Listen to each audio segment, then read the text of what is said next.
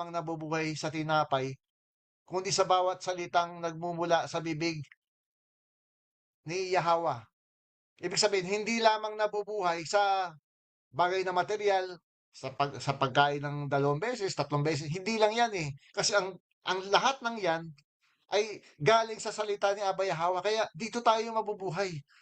Actually, kapag nananalig ka nga at tumibay ka wala kang krisis.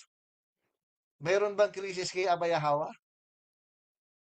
May krisis ba? Yung isip lang natin nag-iisip ng krisis, pero pag sumusunod tayo kay Abba, walang krisis. Kasi nakakonect tayo dun sa ano eh. Actually, He is the eternal life eh. Paano magkikrisis yun? Sa awit 1, chapter 1, verse 3. Mapalad ang taong hindi nakikinig sa payo ng masama. Yan, no? At hindi sumusunod sa masama nilang halimbawa.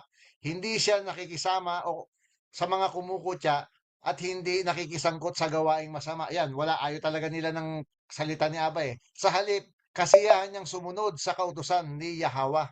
Binubulay niya ito araw at gabi. Itong ginagawa natin. Nagbubulay tayo araw at gabi. Salamat sa Aba. Katulad niya ay punong kahoy sa tabi ng isang batisan. Ayan, walang krisis. Laging sariwa ang dahon at namumunga sa takdang panahon. Ayan, mamumunga sa takdang panahon. Kaya ngayon, pag nagtanim ka, gumawa ka, sumunod ka, huwag ka munang umasa na may bunga. O huwag mo munang pitasin, baka bubot pa. Wala ka munang antayin mo na kusa itong magbunga. Kasi tayo nasa natural flow eh.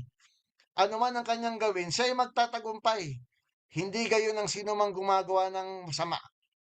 Ito ay tulad ng ipa, hangin ang siyang nagtatangay. Sa araw ng paghuhukom, parusa niya ay nakalaan. Siya ay ihiwalay sa grupo ng mga banal. Sa taong matawid, si Yahweh ay pumapatnubay, ngunit ang taong masama o ayaw sa salita ni Ama, kapahamakan ang hantungan. Kaya salamat dito sa salita ni Aba na nasa atin. Dahil ito ang kanyang kapangyarihan na walang sino mang pipigil, mga kapatid. Kaya ituloy po natin. Ibig sabihin, yung covenant natin kay Aba ay hindi na dapat po maalis. Be blessed po sa inyo mga kapatid. Be blessed po sa sa lahat ng pinaghaharian ni Aba Yahweh sa atin ngayon. Shalom.